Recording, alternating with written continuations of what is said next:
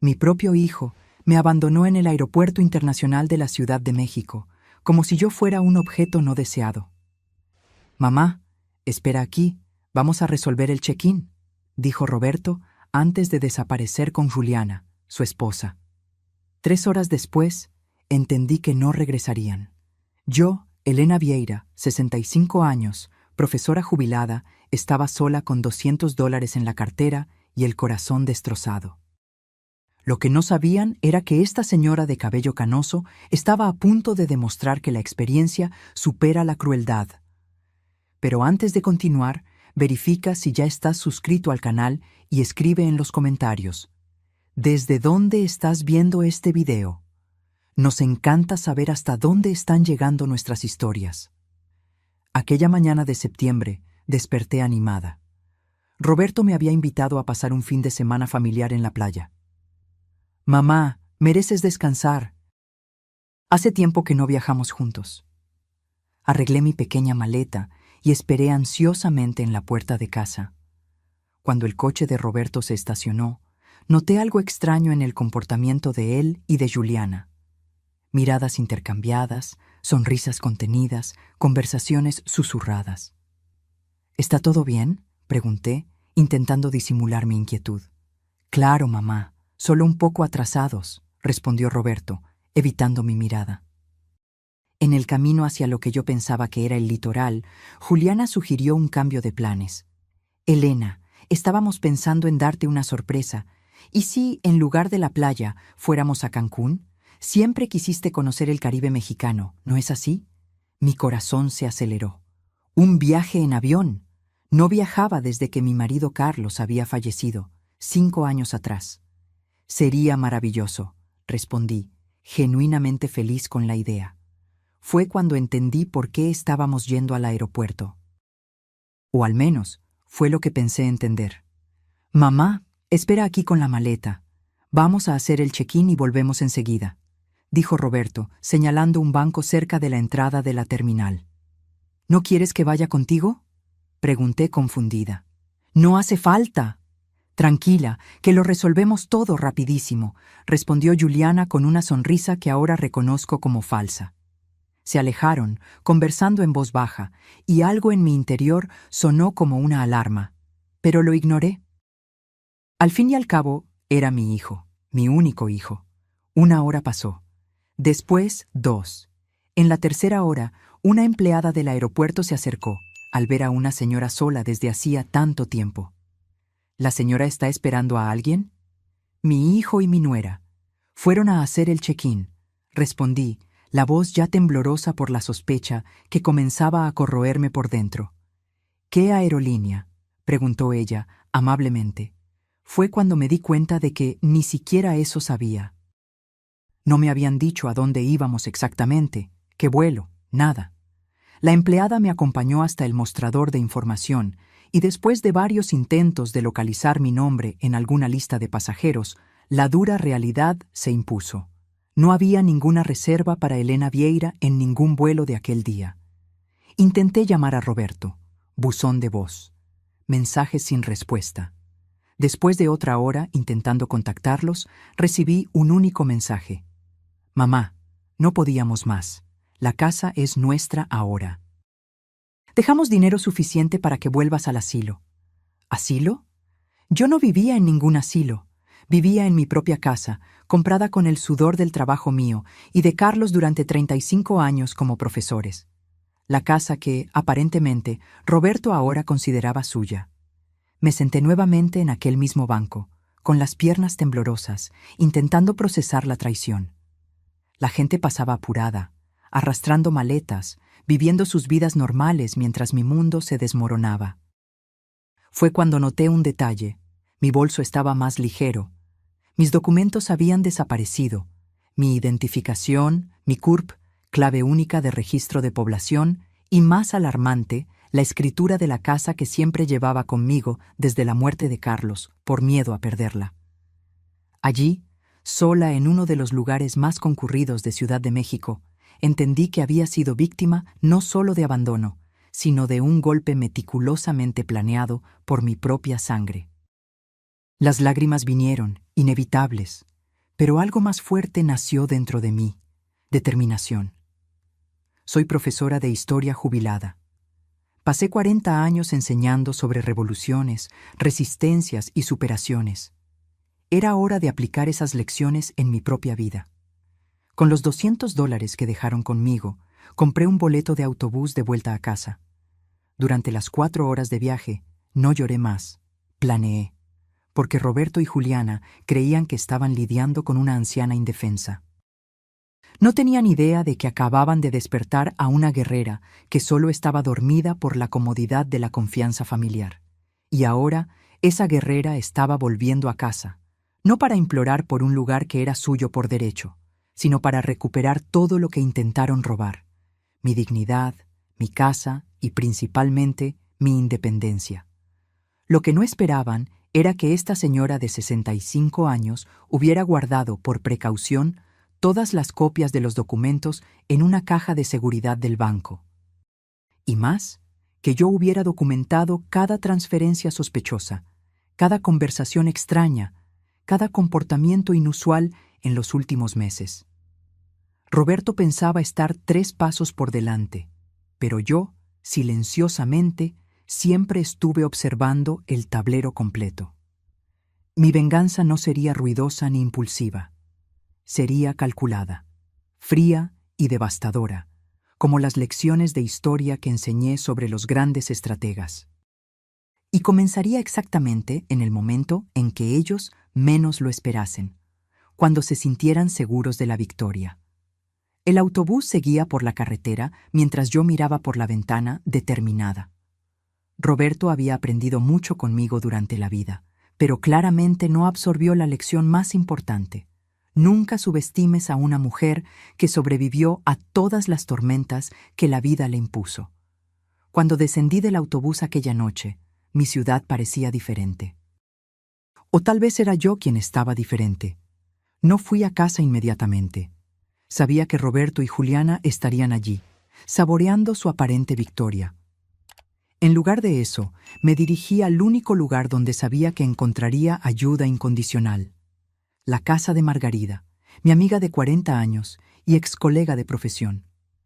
«Elena, ¿qué te pasó?», exclamó ella al abrir la puerta y verme parada allí, con una maleta pequeña y ojeras profundas. Durante un té caliente en la acogedora cocina de Margarida, le conté todo. Ella escuchó en silencio, con los ojos cada vez más abiertos con cada detalle de la traición. «Tienes que ir a la policía ahora mismo», dijo cuando terminé. «No», respondí con una calma que me sorprendió incluso a mí. «Todavía no. Primero necesito entender exactamente lo que hicieron». Aquella misma noche accedí a mi banca en línea en el notebook de Margarida. Como sospechaba, grandes sumas habían sido transferidas en los últimos meses. Roberto tenía acceso a mis cuentas desde que Carlos había fallecido, para ayudar a administrar mamá, y se aprovechó de ello. Los extractos mostraban compras en tiendas de lujo, pagos de coches, viajes, todo con mi dinero. Pero el golpe principal estaba en documentos que encontré al visitar el banco a la mañana siguiente. Roberto había iniciado un proceso de transferencia de la casa a su nombre, usando un poder notarial que yo nunca firmé. La falsificación era evidente para mí, pero lo suficientemente convincente para un sistema que rara vez cuestiona cuando un hijo dedicado se encarga de los asuntos de la madre anciana. Durante una semana me alojé con Margarida mientras reunía pruebas. Descubrí que Roberto y Juliana habían contratado incluso a un trabajador social para evaluar mi capacidad mental, pagando por un informe falso que sugería que yo sufría de demencia precoz. Esta era la pieza final del rompecabezas: declararme incapaz y asumir el control total sobre mis bienes. «Esto es criminal», comentó Margarida mientras revisábamos los documentos. «Podrías acabar con ellos en la justicia». «Y lo haré», respondí, «pero no solo en la justicia formal. Quiero que sientan cada segundo de la humillación que intentaron imponerme». Busqué al doctor Paulo, un abogado especializado en derecho del adulto mayor que había dado conferencias en la escuela donde yo enseñaba. Él escuchó mi historia con indignación profesional. «Señora Elena, Esto es más común de lo que imagina. La violencia patrimonial contra adultos mayores, especialmente practicada por familiares, es una epidemia silenciosa.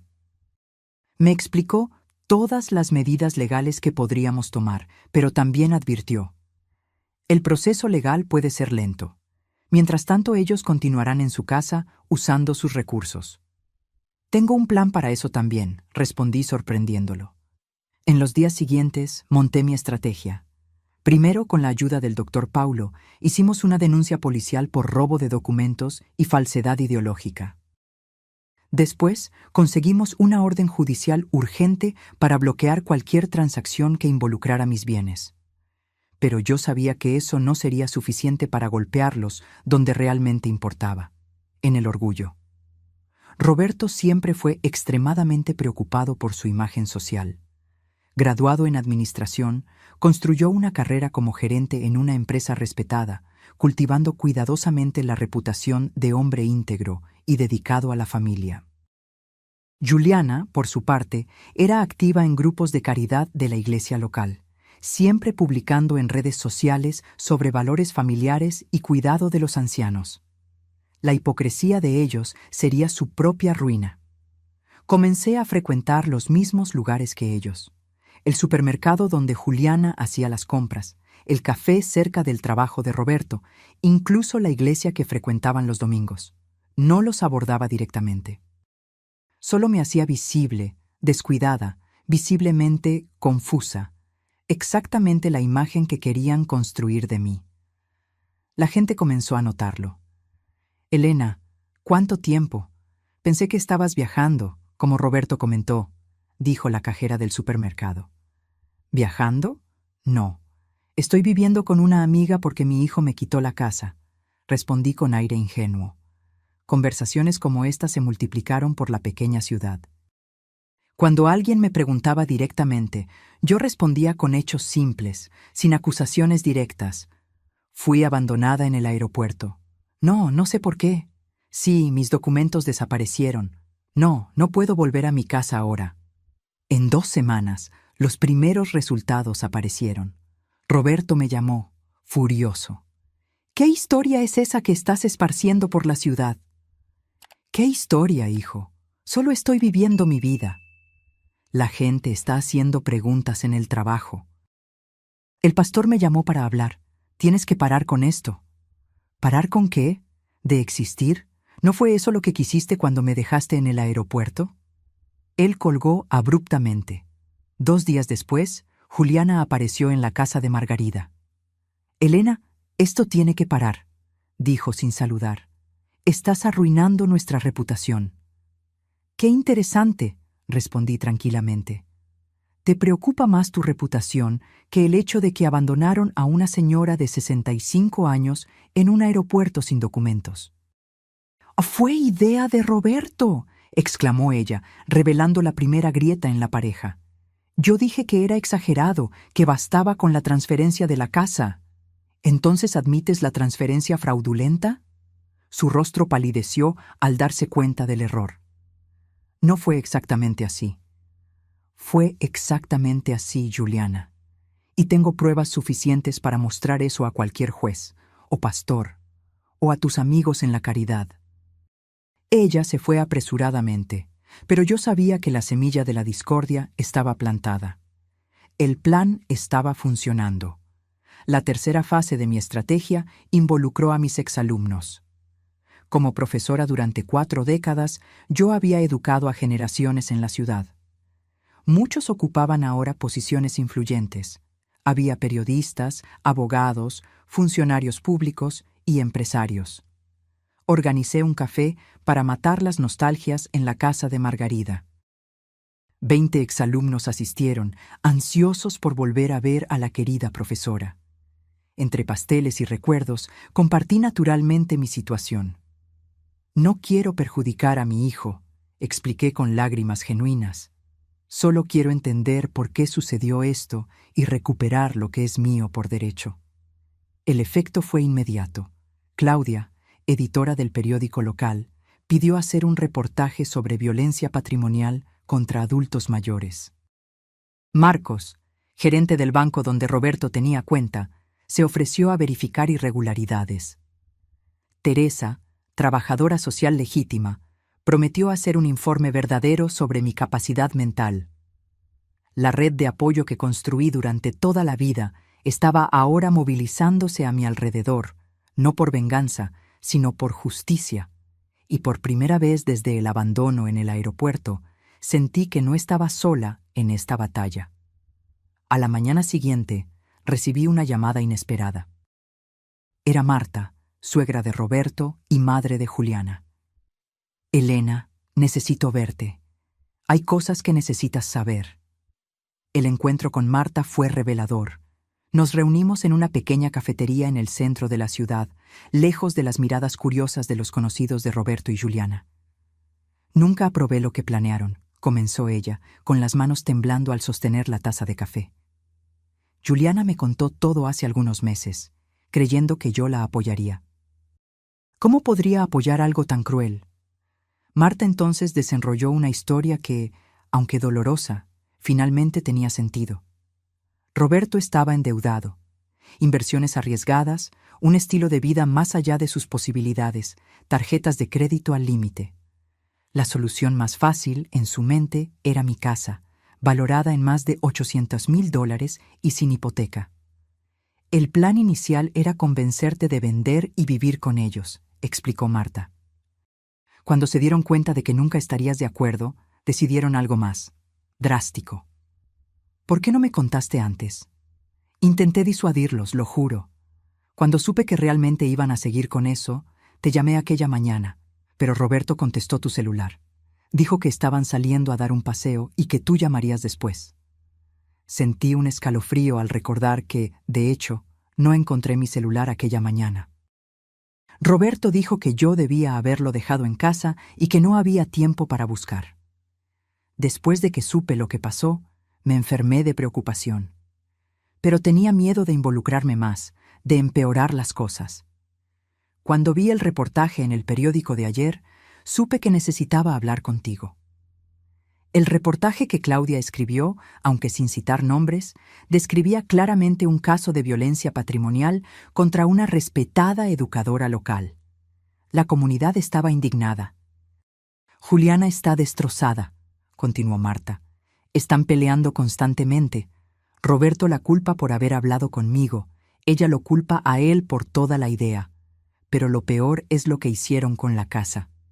¿Qué pasa con la casa?, pregunté, sintiendo mi corazón acelerar.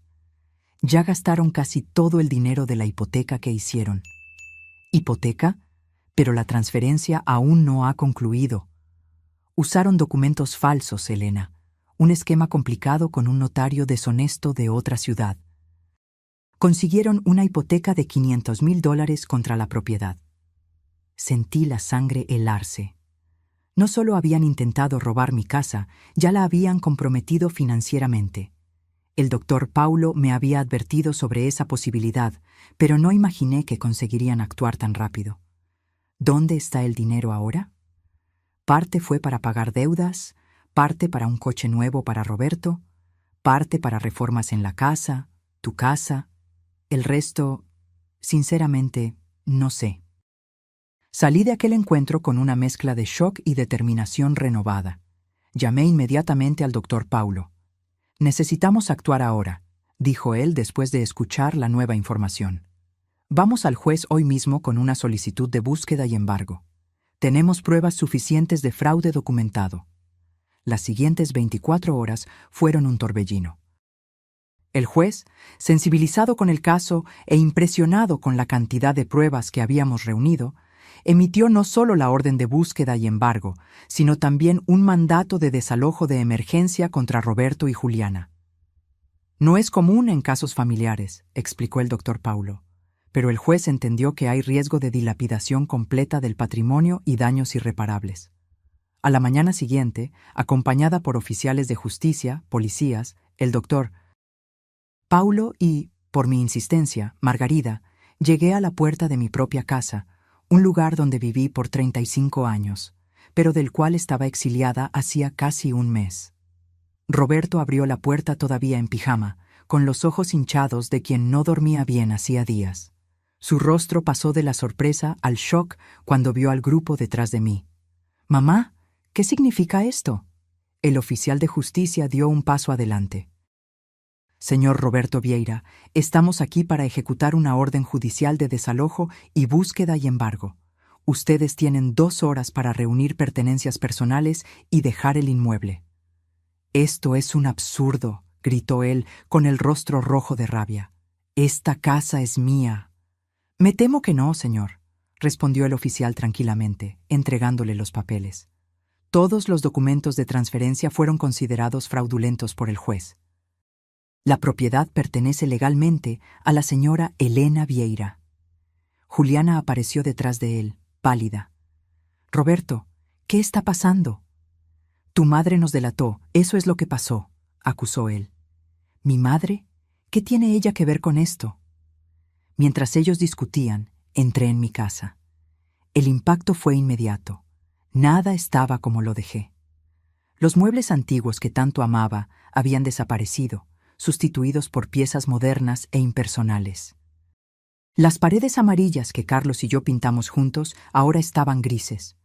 Las fotos de familia, mis libros, mis recuerdos, todo había sido removido o relegado a cajas que encontré apiladas en el garaje. «¿Qué hicieron con mis cosas?», pregunté, con la voz temblorosa. «Renovamos, mamá», respondió Roberto, intentando sonar razonable a pesar de la situación. «Esta casa necesitaba una actualización. Te hicimos un favor». «¿Un favor?». Miré a mi alrededor, al hogar que no reconocía más. «¿Llamas a esto un favor? ¿Destruir mis recuerdos? ¿Borrar los rastros de tu padre de esta casa?». Por primera vez, vi un destello de vergüenza en sus ojos. Fue momentáneo, rápidamente sustituido por la defensiva habitual. La señora nunca entendió de decoración moderna. Esto aquí era un museo. Nadie vive así hoy en día. Los policías y el oficial de justicia comenzaron el proceso formal, inventariando ítems, verificando documentos. Juliana, en pánico, corría de un lado a otro juntando ropa y objetos personales. Roberto, después de algunas tentativas inútiles más de argumentar, se encerró en el escritorio con el celular, probablemente llamando a algún abogado. Margarida puso el brazo alrededor de mis hombros. «Está todo bien, Helena. Vas a recuperar tu casa. La decoración puede ser rehecha». «No son solo los muebles», respondí, las lágrimas finalmente venciendo mi determinación. «Es la sensación de violación. Ellos no solo intentaron tomar mi casa, intentaron borrar mi existencia de ella». Los oficiales encontraron todos los documentos que Roberto había escondido, incluyendo mis originales y las falsificaciones que él creó. También encontraron extractos bancarios detallando los gastos con el dinero de la hipoteca fraudulenta. $150,000 en deudas personales, $200,000 en un coche de lujo que ahora sería incautado, $100,000 en mobiliario nuevo y reformas, y $50,000 en una cuenta en las Bahamas recién abierta. 2 horas después, como estipulado en la orden judicial, Roberto y Juliana salieron cargando solo maletas con ropa y artículos personales. El coche nuevo fue remolcado. Los muebles quedarían hasta la resolución completa del proceso, ya que técnicamente fueron comprados con dinero obtenido fraudulentamente contra mi propiedad. «Esto no va a quedar así», amenazó Roberto al salir. «Te vas a arrepentir, madre». «Yo ya me arrepiento, hijo», respondí con una calma sorprendente. «Me arrepiento de no haberme dado cuenta antes de lo que estaba sucediendo. Me arrepiento de haber confiado ciegamente en ti. Pero principalmente, me arrepiento de haber fallado como madre al punto de que tú creyeras aceptable hacer esto con la persona que te dio la vida». Él no respondió.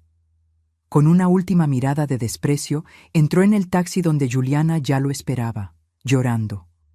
Cuando todos se fueron, los oficiales, los policías, incluso Margarida, que prometió volver más tarde con comida, me quedé sola en mi casa transformada. Me senté en el sofá desconocido y lloré. Lloré por el tiempo perdido, por la confianza traicionada, por los años de recuerdos que intentaron borrar de las paredes. Pero principalmente, lloré por el hijo que pensé haber criado versus el hombre que él se reveló ser. Después de agotar las lágrimas, me levanté y comencé a explorar cada rincón de la casa, recordando cómo era antes, planeando cómo sería de nuevo. En el cuarto que fue de Roberto en la adolescencia, encontré las cajas con los álbumes de familia que ellos no tuvieron el coraje de tirar. Me senté en el suelo, hojeando fotos de un niño sonriente que un día conocí, intentando entender dónde todo salió mal. Fue cuando encontré, escondido entre las páginas de un álbum antiguo, un sobre amarillento dirigido a mí con la caligrafía inconfundible de Carlos. Mi marido, siempre previsor, había dejado una carta que yo nunca supe que existía, probablemente escondida por Roberto tan pronto como la encontró.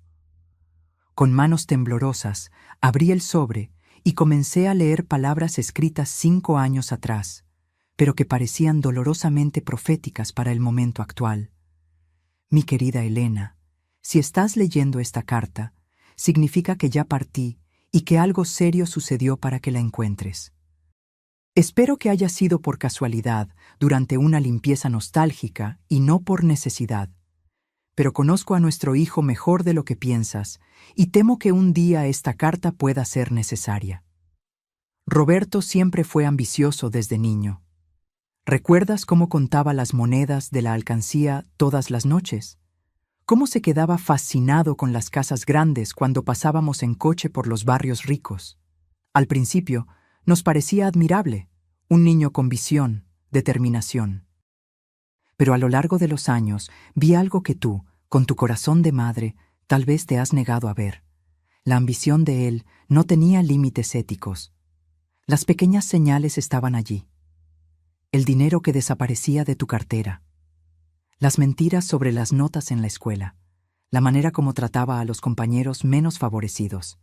Intenté corregirlo, pero tú siempre creíste que yo era demasiado duro. Es solo un niño, decías. Pero los niños crecen, Helena, y se convierten en los hombres que formamos.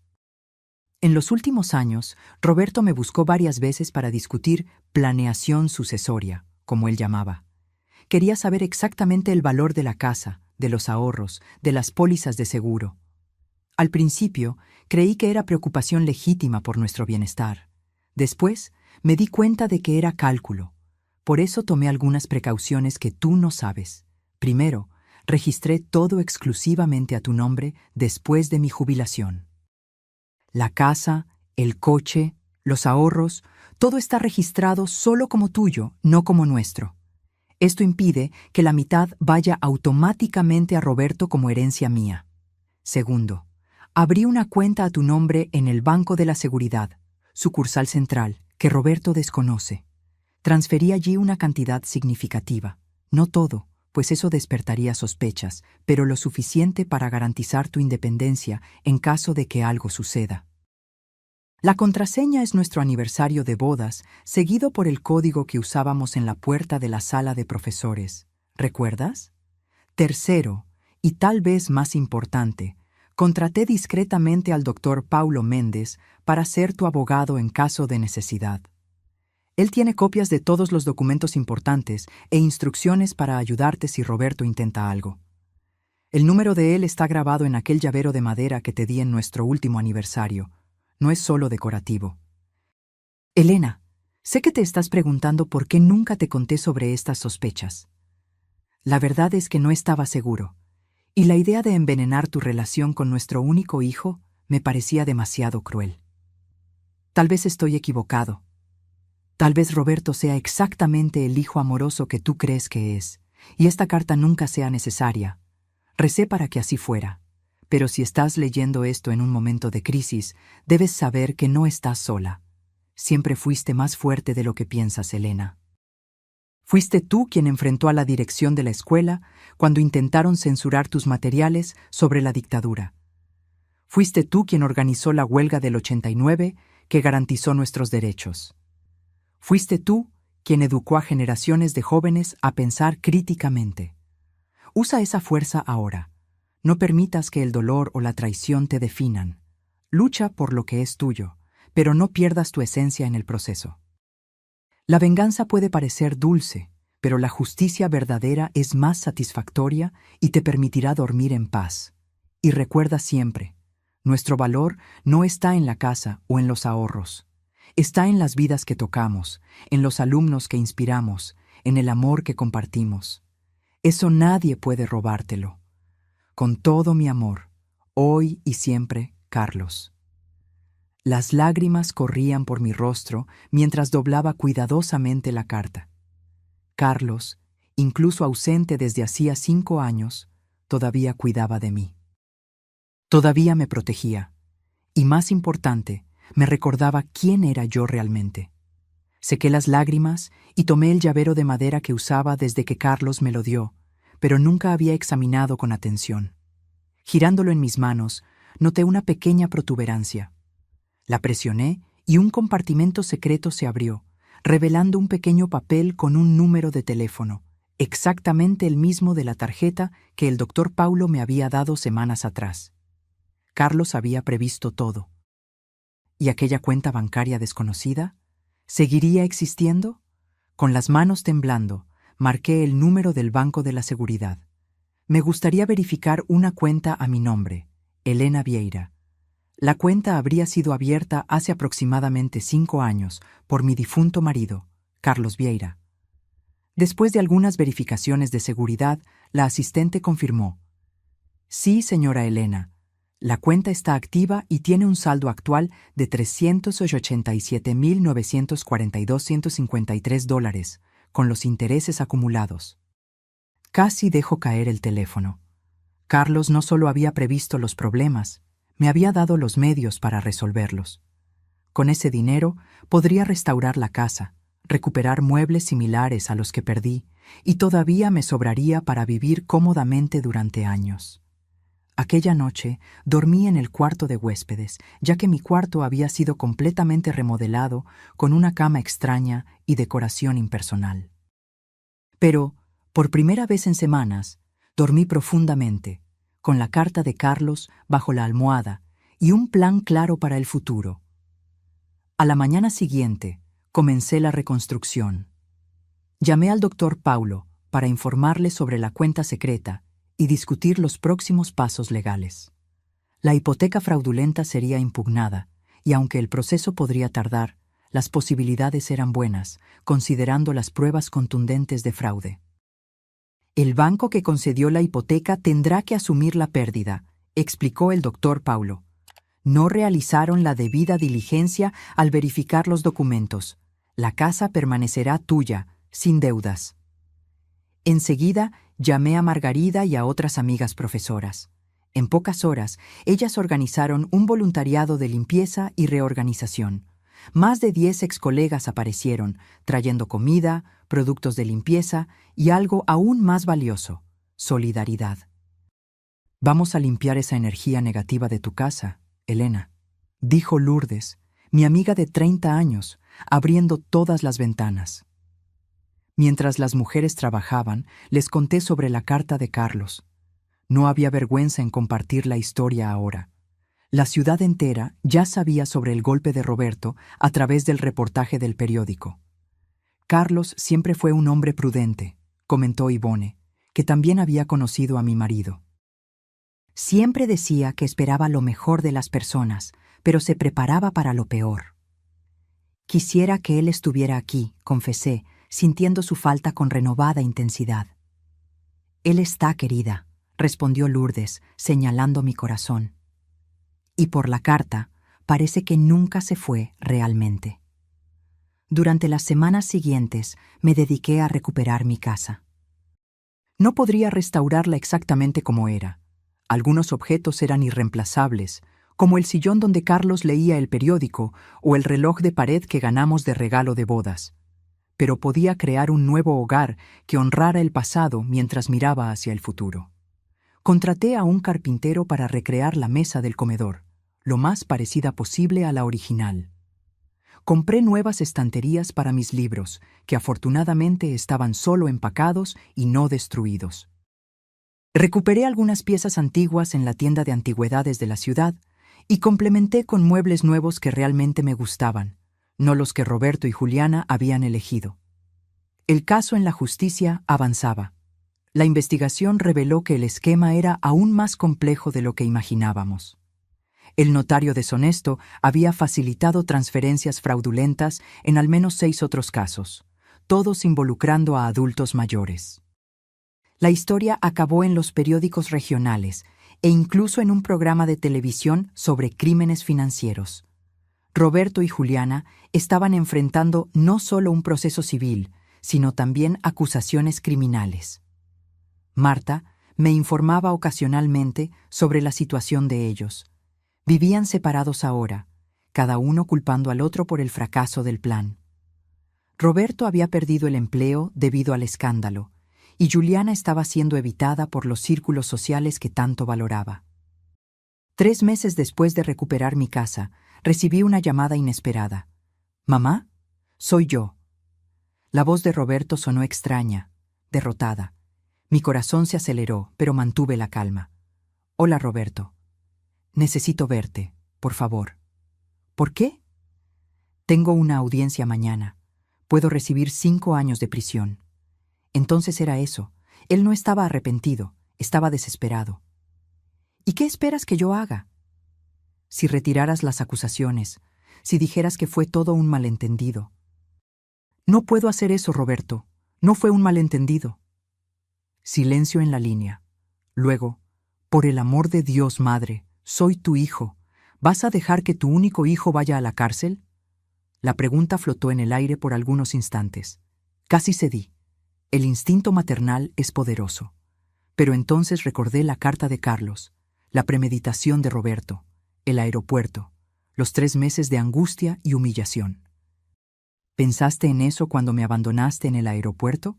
¿Cuando falsificaste mi firma? ¿Cuando planeaste enviarme a un asilo?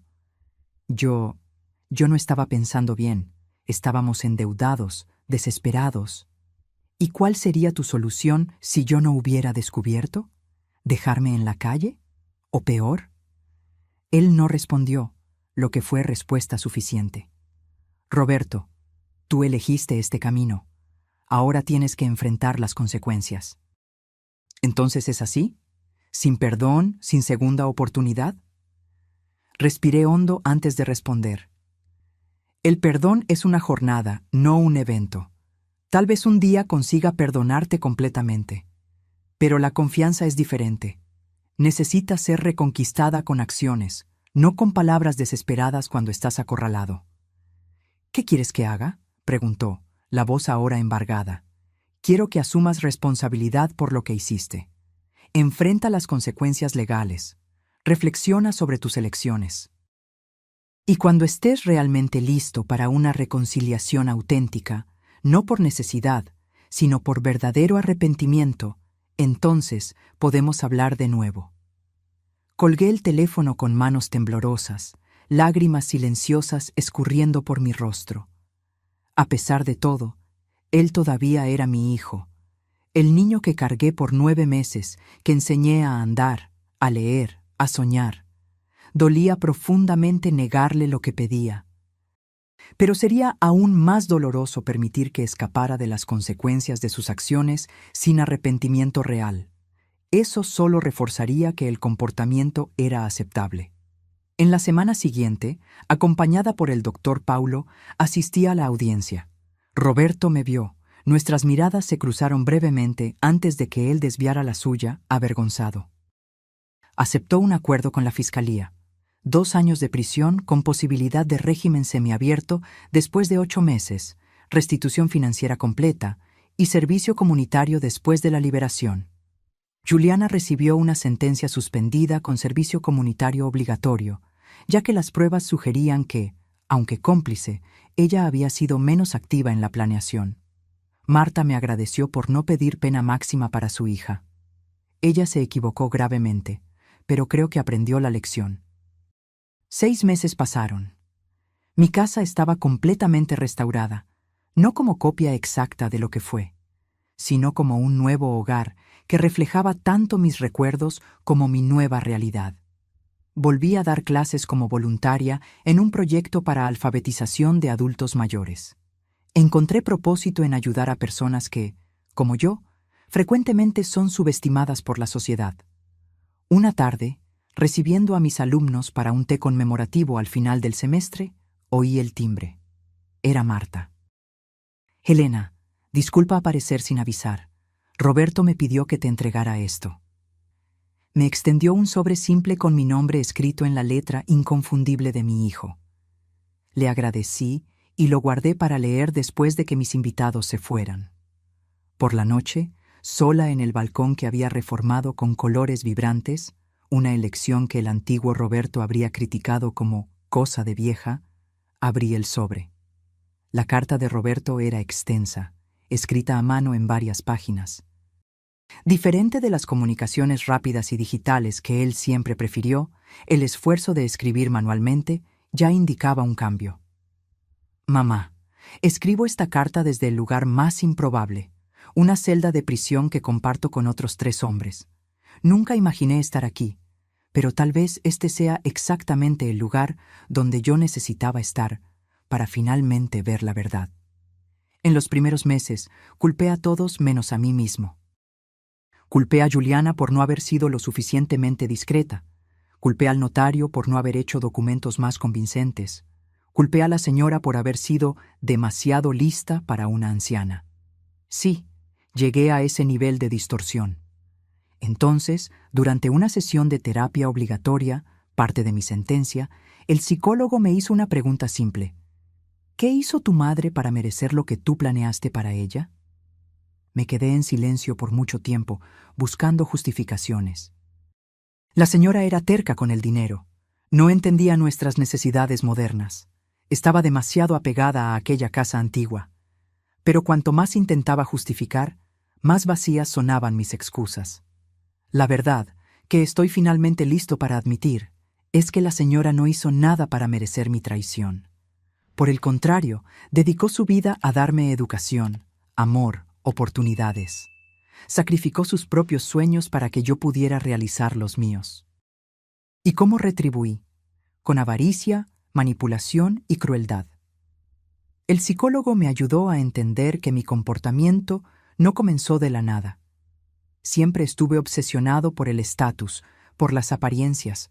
Creía que merecía más, que las reglas normales no se aplicaban a mí, que el fin justificaba los medios. Culpé a mis problemas financieros, pero la verdad es que mi avaricia era insaciable. Aunque tuviéramos 5 casas como la tuya, yo probablemente todavía querría más. Hoy entiendo que el plan de abandonarte en el aeropuerto no fue solo criminal, fue inhumano. Dejar a mi propia madre, de 65 años, sin documentos, sin apoyo, como si fuera un objeto descartable. ¿Cómo pude? ¿Cómo me convertí en este monstruo? No espero tu perdón. Sinceramente no creo que lo merezca. Pero quiero que sepas que estoy trabajando para convertirme en una persona mejor. Alguien que pueda un día mirarse al espejo sin vergüenza. Alguien que honre el sacrificio que la señora y mi padre hicieron por mí, en lugar de traicionarlo. Si un día, cuando yo salga de aquí, la señora permite que yo demuestre este arrepentimiento con acciones, seré eternamente agradecido. Si no, lo entenderé. En ambos casos, pasaré el resto de la vida intentando compensar el mal que causé, a ti y a todos los que lastimé con mi arrogancia y egoísmo. Con profundo arrepentimiento y respeto tardío, Roberto. Leí la carta 3 veces, las emociones oscilando entre escepticismo, esperanza, dolor y un tímido alivio. ¿Sería sincero o solo otra manipulación de un hombre desesperado por mejorar su situación? No tenía respuestas todavía, solo la certeza de que necesitaba tiempo para procesar esas palabras. Guardé la carta en la gaveta del escritorio y decidí que no respondería inmediatamente. El tiempo diría si el arrepentimiento de Roberto era genuino. En las semanas siguientes recibí 2 cartas más de él.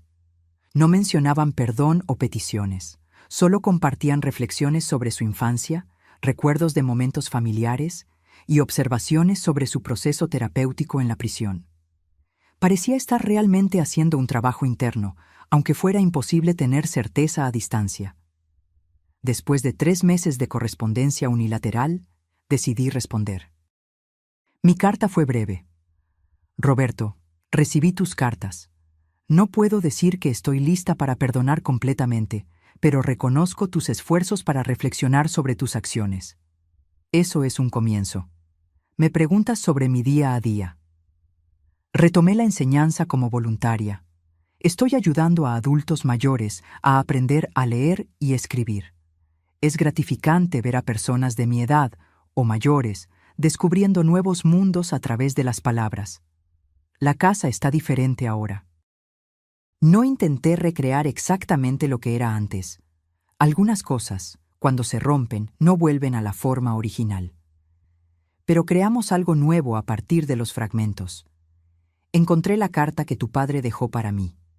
Él siempre fue más perspicaz sobre ti de lo que yo quise admitir. Tal vez ambos fallamos contigo de maneras diferentes. Él siendo demasiado duro, yo demasiado permisiva. Los extremos rara vez producen equilibrio. No sé qué le depara el futuro a nuestra relación. Por ahora, estoy dispuesta a continuar esta correspondencia un paso a la vez. Elena. Nuestro intercambio de cartas continuó por meses. Gradualmente, Roberto comenzó a hacer preguntas sobre Carlos, sobre nuestra vida antes de que él naciera, sobre elecciones que hicimos como padres. Me di cuenta de que, tal vez por primera vez, él estaba realmente interesado en entender quiénes éramos como personas, no solo como figuras parentales que existían para atender sus necesidades. 8 meses después de su prisión, Roberto consiguió la progresión al régimen semiabierto. Podía trabajar durante el día, volviendo a la prisión por la noche. Consiguió un empleo como asistente administrativo en una pequeña empresa. Nada comparado con el cargo gerencial que tenía antes, pero era un nuevo comienzo. Fue cuando recibí una llamada de él. «Mamá, ¿puedo visitarte el próximo domingo? Entiendo si es muy pronto». Hesité. ¿Estaba lista para verlo personalmente? ¿Para enfrentar al hijo que había planeado mi exilio? «Ven a almorzar», respondí finalmente. Mediodía. El domingo llegó con una ansiedad casi palpable. Preparé una comida simple: arroz, frijoles, la lasaña que a él le gustaba en la infancia. Nada extravagante, pero suficiente para indicar que no era solo una visita formal. A las 11:55 sonó el timbre. Roberto estaba puntual, algo raro en el pasado. Abrí la puerta y el shock fue inmediato. Mi hijo había cambiado drásticamente. Más delgado, cabellos canosos en las sienes que no estaban allí antes, ojeras profundas. Los 8 meses de prisión habían cobrado su precio físico. Pero fue su mirada lo que más me impactó. Los ojos arrogantes que siempre parecían evaluar todo con desdén, ahora estaban bajos, casi humildes. «Hola, mamá», dijo simplemente, sin intentar un abrazo, respetando el espacio que yo no había ofrecido todavía. «Entra, Roberto». Él me siguió hasta la sala, mirando a su alrededor con curiosidad. La casa está diferente, más colorida. Sí, decidí que era hora de cambios. Combina contigo. Siempre te gustaron los colores vivos, recuerdo tu ropa de profesora. Este comentario me sorprendió. Roberto raramente notaba detalles sobre mí. El almuerzo comenzó tenso, con conversaciones superficiales sobre el clima, las noticias, mi trabajo voluntario. Evitábamos al elefante en la sala.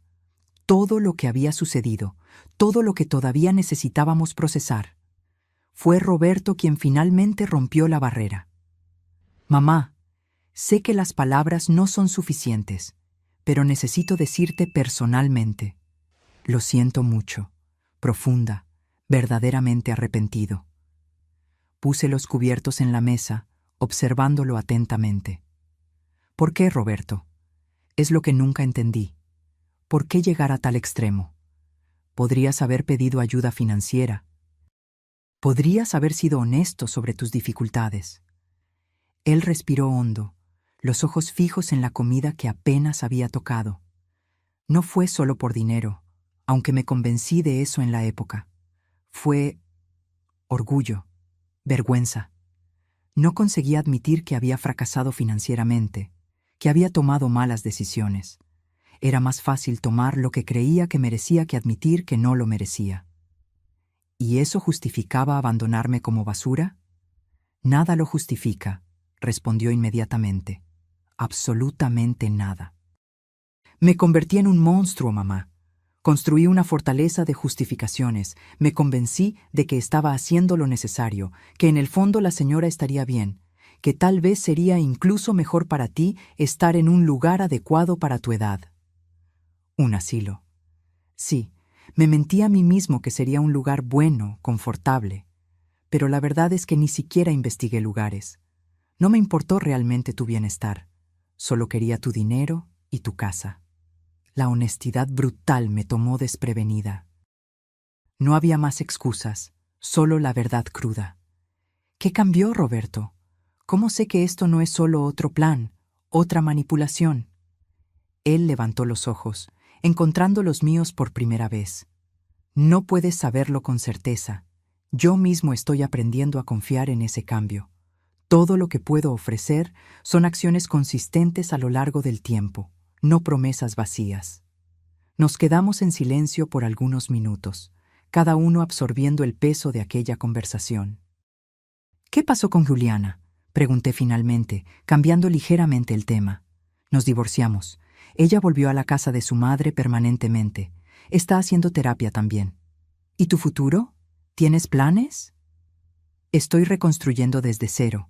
Cuando termine mi pena, pretendo trabajar con educación financiera para personas endeudadas, usar mi propia historia como alerta, mostrar que la avaricia y los atajos ilegales solo llevan a la destrucción. Asentí, todavía cautelosa, pero notando la ausencia de grandiosidad en sus planes. Una buena señal. El antiguo Roberto habría hablado de reconstruir un imperio, de probarles a todos que todavía era exitoso. Cuando él estaba a punto de irse, al final de la tarde, se detuvo en la puerta. «Mamá, no espero volver a nuestra antigua relación. Sé que rompí algo precioso e irreemplazable, pero si me lo permites, me gustaría construir algo nuevo. No como hijo que exige, sino como persona que respeta a otra persona. Un paso a la vez». «Un paso a la vez», concordé. «Es todo lo que puedo ofrecer ahora». Él asintió, aceptando esos términos limitados con una humildad que jamás había demostrado antes. En los meses siguientes, Roberto cumplió su palabra. Visitas quincenales, siempre respetuosas, siempre manteniendo distancia emocional apropiada. Pequeños gestos. Arreglar un grifo roto, ayudar a cargar compras pesadas, sin exigir reconocimiento o gratitud. Comenzó a asistir a un grupo de apoyo para personas con comportamiento compulsivo financiero. Inició un blog anónimo compartiendo su jornada de recuperación y alertando sobre los peligros de la avaricia descontrolada. Un año después de su liberación definitiva, recibí una invitación inesperada. Roberto había organizado una ceremonia de graduación para los adultos mayores del proyecto de alfabetización donde yo trabajaba. Consiguió donaciones de empresas locales, organizó un pequeño cóctel, certificados impresos, incluso un fotógrafo voluntario. ¿Por qué?, pregunté cuando él me contó sobre la sorpresa. Porque tu trabajo importa, porque esas personas merecen reconocimiento, porque quiero apoyar lo que es importante para ti, sin tomar para mí, sin controlar, solo contribuyendo. La ceremonia fue un éxito. 20 adultos mayores, entre 70 y 92 años, recibiendo sus certificados de alfabetización, muchos llorando por finalmente poder leer y escribir. Roberto permaneció discretamente entre bastidores, ayudando con la logística, nunca buscando crédito o atención. Al final de la noche, mientras los invitados se iban, lo encontré organizando las sillas. «Gracias por esto», dije sinceramente. Significó mucho para ellos y para mí. «Fue un placer, mamá». Verte enseñar es inspirador, siempre lo fue.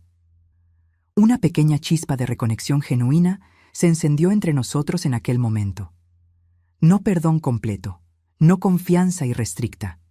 esas tal vez nunca regresarían íntegramente. Pero algo nuevo y frágil comenzaba a crecer en los escombros de lo que habíamos perdido. Hoy, 3 años después del fatídico abandono en el aeropuerto, nuestra relación continúa en evolución.